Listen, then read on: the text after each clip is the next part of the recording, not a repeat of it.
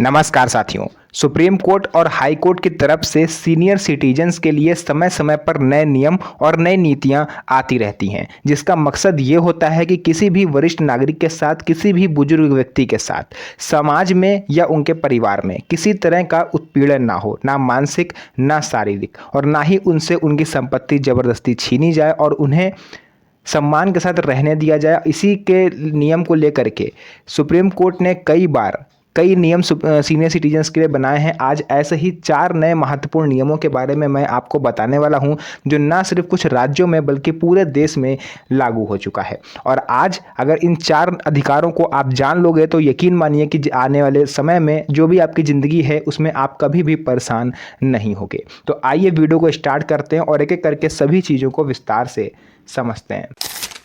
तो साथियों देखिए, यहाँ पर कोर्ट की तरफ से सबसे बड़े अधिकार जो सीनियर सिटीजन्स को दिए गए हैं, ऐसे तो ये टोटल 11 से 12 हैं संख्या में, लेकिन उन 11-12 अधिकारों में से मैं आपके लिए 4 जो है मैंने पॉइंट आउट करे हैं जो आपके लिए बेहद महत्वपूर्ण है, और उन 4 नियमों को मैं आपको इस वीडियो में एक एक करके विस्तार से विद एग्जाम्पल समझाऊंगा। तो उन 4 नियमों में से सबसे पहला और सबसे महत्वपूर्ण नियम जो है वो है सीनियर सिटीजन्स के पास राइट टू एविक्शन, यानी कि बेदखली का अधिकार।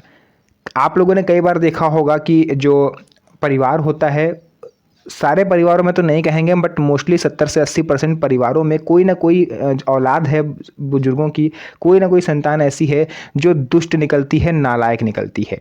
दारू पीना, है ना, बाहर घूमना, आवारागर्दी, मतलब ऐसा कोई काम नहीं होता है जो वो लोग ना करें। ऐसे में माँ बाप क्या करते हैं, जब बहुत ज़्यादा परेशान हो जाते हैं तो उस बेटे को, उस लड़के को, या कोई भी संतान हो, बेटा हो बेटी हो, उसको अपनी संपत्ति से बेदखल कर सकते हैं। ये कानूनी अधिकार माता पिता को, बुजुर्गों को मिला हुआ है। लेकिन इसमें भी एक फैक्ट है, अगर आप जिस मकान में रह रहे हो वो मकान आपका पुश्तैनी है, यानी आपको भी अपने पूर्वजों से मिला है, तो आप उस बच्चे को बेदखल नहीं कर सकते। वो कानूनी रूप से आपसे जो है उस मकान को ले लेगा, कोर्ट दिलाएगी, क्योंकि पुश्तैनी घर पर आपका अधिकार नहीं होता है, वो पीढ़ी दर पीढ़ी आता रहता है ना। अगर आपकी खुद की मेहनत की कमाई से बनाया हुआ वो मकान है, जिसकी रजिस्ट्री आपके ही नाम पर है, खतौनी वगैरह सब कुछ आपके नाम पर है, पूरी ज़िंदगी भर की मेहनत की कमाई से आपने वो घर बनाया, तब उस पर सिर्फ आपका अधिकार है। फिर आप चाहो तो उसे किसी को दान में दे दो, या किसी पड़ोसी को दे दो, या किसी को भी मन हो आप दे दो। बेटे का देना हो बेटे को दे दो, अगर बेदखल करना है तो बेदखल कर दो। कोर्ट उसमें आप उस लड़के की कोई मदद नहीं करेगा, है ना। लेकिन ध्यान रहे, घर पुश्तैनी नहीं होना चाहिए, वरना आपसे ज़्यादा उस बेटे का अधिकार है। बहुत से मामलों में देखा गया है कि बुजुर्ग माता पिता के साथ उनके अपने बेटे या बेटी ही दुर्व्यवहार करते हैं। समाज की ज़रूरत ही नहीं है जब घर में ऐसे बेटा या बेटी हो। उन्हें गाली देना, मारपीट करना, मानसिक रूप से प्रताड़ित करना, दवा और भोजन की व्यवस्था ना करना, कई बार ऐसी घटनाएं सामने आती हैं जिसमें बुजुर्गों को उपेक्षित किया जाता है ताकि वो घर छोड़ के चले जाएं। ऐसी स्थिति में maintenance and welfare of parents and senior citizen act 2007 के तहत सीनियर सिटीजन्स को कुछ महत्वपूर्ण अधिकार मिले हुए हैं। यदि जिस मकान या संपत्ति में बुजुर्ग रह रहे हैं वह उनकी स्वयं की संपत्ति है, जैसा कि मैंने आपको अभी बताया, और उनके बच्चे उन्हें परेशान कर रहे हैं, तो वे सक्षम प्राधिकारी के समक्ष, यानी एसडीएम या फिर मजिस्ट्रेट के समक्ष आवेदन दे करके ऐसे बेटा या बेटी को घर खाली करने के लिए कह सकते हैं। उन्हें अपनी संपत्ति से बेदखल कर सकते हैं, चाहे संपत्ति चल हो या अचल संपत्ति हो, बैंक बैलेंस, कोई प्रॉपर्टी कुछ भी है, उसमें से आप उस बच्चे को बेदखल कर सकते हो। या बच्चा शादीशुदा है और आपके साथ ही रह रहा है तो आप उसे घर से निकालने का नोटिस दे सकते हो। ये आपके ऊपर डिपेंड करेगा, बट ध्यान रहे संपत्ति जो है पुश्तैनी नहीं होनी चाहिए, अदरवाइज़ आपका जो वकील का खर्चा है वो बेकार फालतू का जाएगा, समय आप बेकार में बर्बाद करोगे, वो उस बच्चे को ही मिलना है। हाँ, कोर्ट ये ज़रूर कर सकता है कि जब तक आप जीवित हो तब तक उस बच्चे को वहाँ से निकाल देगा, उसके बाद वो उसी को मिलना है।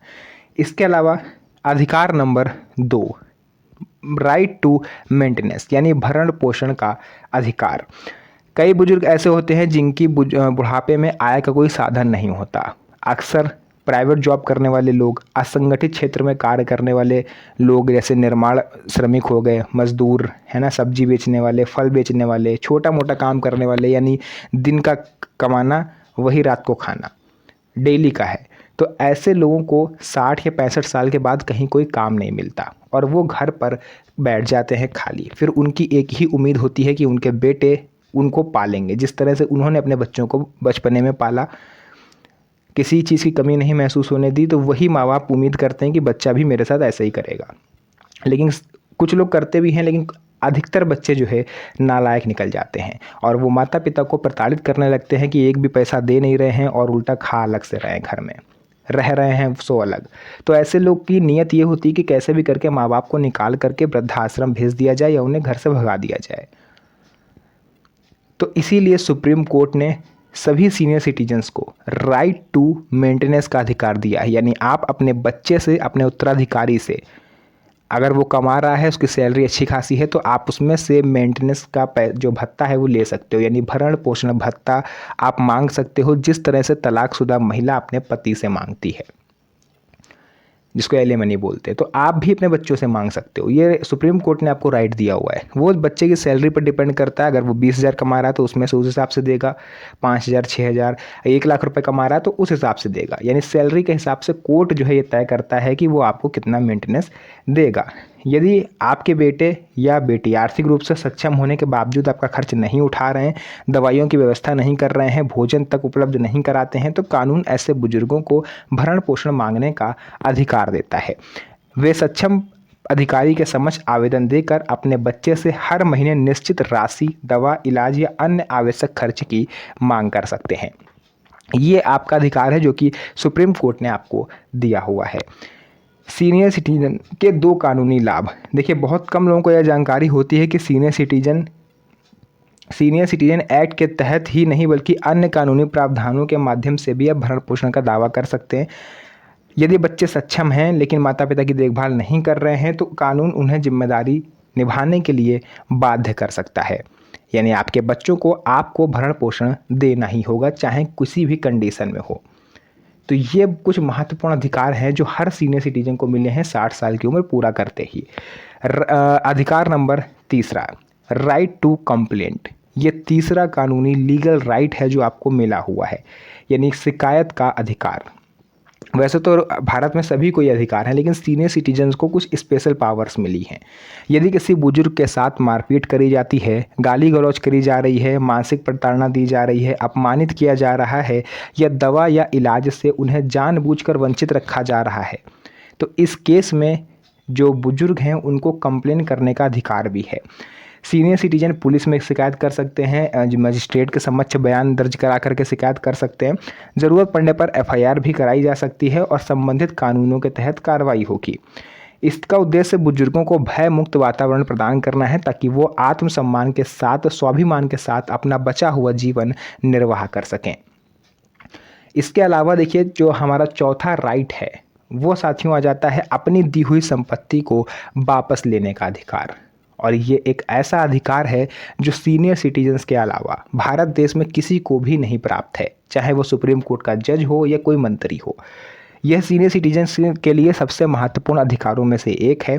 अक्सर माता पिता अपने बच्चों के प्रेम और विश्वास में आकर के अपनी ज़मीन, मकान, कार, बैंक बैलेंस जो भी है सब कुछ अपने बच्चों के नाम कर देते हैं, लेकिन कई मामलों में संपत्ति मिलने के बाद वही बच्चे माता पिता की देखभाल करना बंद कर देते हैं, उन्हें अपमानित करते हैं, घर से निकालने की धमकी देते हैं। ऐसी स्थिति में कानून जो है बुजुर्गों को सहारा देता है और आपको ये अधिकार देता है सीनियर सिटीजन एक्ट 2007 के सेक्शन 36 के तहत कि आप अपनी संपत्ति को वापस ले सकते हो। यदि संपत्ति इस शर्त पर दी गई थी कि बेटा या बेटी उनकी देखभाल करेंगे और बाद में ऐसा नहीं किया गया है, तो ही संपत्ति आपको वापस मिलेगी। इसीलिए संपत्ति अपने बच्चों के नाम करते समय एक शर्त अवश्य लिखवाएं। वो शर्त क्या है कि यदि प्राप्तकर्ता भविष्य में मेरी देखभाल, भरण पोषण और चिकित्सा सहायता नहीं करेगा तो मुझे यह हस्तांतरण रद्द करने का पूरा अधिकार होगा। तब जाके कहीं आप अपने बच्चों के नाम पर इस संपत्ति को करिएगा। ऐसी शर्त भविष्य में कानूनी विवाद पर पूर्ण विराम लगा सकती है, क्योंकि बच्चे को भी पता होगा कि हमें इस शर्त का पालन करना है। तो ये थे 4 महत्वपूर्ण लीगल राइट्स जो कि हर सीनियर सिटीजन्स को प्राप्त हैं। संपत्ति वापस लेने की प्रक्रिया है क्या? देखिए, अगर आपके साथ ऐसा हुआ है कि आपके बेटा या बेटी आपको प्रताड़ित कर रहे हैं, तो कैसे आप उनसे संपत्ति वापस ले सकते हो? यदि बच्चों ने देखभाल करना बंद कर दिया है तो संबंधित सीनियर सिटीजन उच्च प्राधिकारी या सीनियर सिटीजन ट्रिब्यूनल में जा कर के या एसडीएम के समक्ष जा कर के एक आवेदन आपको करना है। आवेदन के साथ गिफ्ट डीड या ट्रांसफ़र डीड जो भी आपने बच्चों के नाम संपत्ति करी है उसका कागजात वहाँ पर लगा देने हैं और ये लिख देना है कि जो प्राप्तकर्ता है उसने इन शर्तों का पालन नहीं किया। प्रकरण के तथ्यों और उपलब्ध साक्ष्यों के आधार पर सक्षम प्राधिकारी निर्णय लेकर के वो संपत्ति शून्य घोषित कर देंगे, यानी जिसके नाम पर पहले थी उसी के नाम पर हो जाएगी, यानी आपके नाम पर। तो बाकी सीनियर सिटीजन्स के लिए और भी कई महत्वपूर्ण चीज़ें हैं। घर से परेशान करने वाले बेटा बेटी को हटाने का अधिकार, right to maintenance, right to eviction, मैंने बहुत सारे ऐसे नियम पढ़े हैं जो आपके काम आ सकते हैं। फिलहाल आज मैंने सिर्फ आपको 4 महत्वपूर्ण लीगल राइट्स बताए हैं जो आपको बेसिक से लेकर के सम्मानपूर्वक जीवन जीने तक मदद करेंगे। तो अगर आपको वीडियो में कहीं पर कोई डाउट लगा हो या कोई ऐसा क्वेश्चन है किसी भी नियम को लेकर के जो आप मेरे से पूछना चाहते हो तो आप कमेंट सेक्शन में लिख दीजिएगा, उसका रिप्लाई मैं आपको दे दूंगा। तो आज के लिए इस वीडियो को यहीं तक रखेंगे, फिर से मुलाकात होगी आप सभी से एक और नई मज़ेदार वीडियो में। तब तक के लिए धन्यवाद। जय हिंद।